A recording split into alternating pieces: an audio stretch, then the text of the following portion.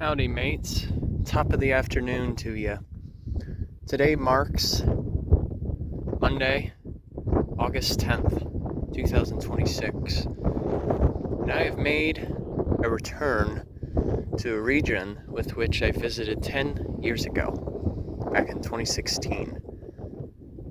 Welcome to Acadia National Park. Though this time, I really wanted to immerse into the park itself. I wanted to give myself a couple of days to really explore this region.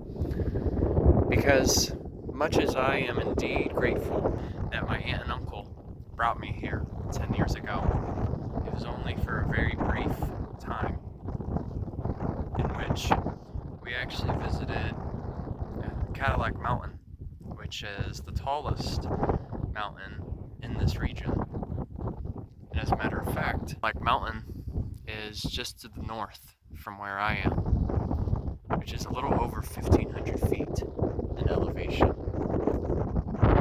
This time, my particular location is at the Wabanaki Mountain, which is a little over 1,200 feet in elevation. And it does overlook the Eagle Lake that you're seeing just in the background there. And then you go over to my left, so now I'm facing towards the west. We're looking at two distinct domes. Those are the north and south bubbles. And then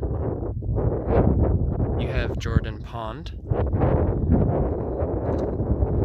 And then looking towards the south, you have the wondrous Atlantic Ocean.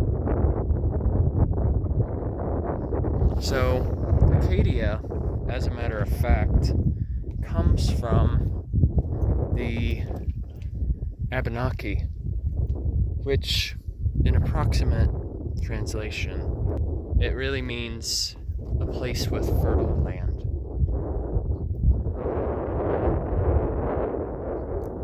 And as history goes, there was quite of a dispute for the longest time between the indigenous, the French, the British, and the English. So four different groups.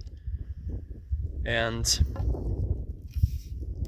a gentleman by the name of Samuel Champlain, who was French, he led an expedition here back in 1604. And he thought that this region was absolutely gorgeous. But it wasn't until long after that, as it got into the mid-17th century, by the name of Antoine Lamet arrived here to basically start a new type of estate in the New World. However, though, it wasn't really met with much success. And so he did go by another name of, I don't remember how it went exactly, but it kind of went like Monsieur Cadillac. And that's actually how Cadillac Mountain bears the name, as a matter of fact. But then it wouldn't be until, oh, look at that, you can see the Atlantic out there in the distance. Man, that is gorgeous. My bad. It wouldn't be until 1916 in which the park was established, but it went by a different name. It went by the name somewhere along the lines of Lafayette, which was named after a person. But then it wouldn't be until 1929 in which this park earned the name Acadia, which is a bit more respectful considering the indigenous ties that still exist in this region.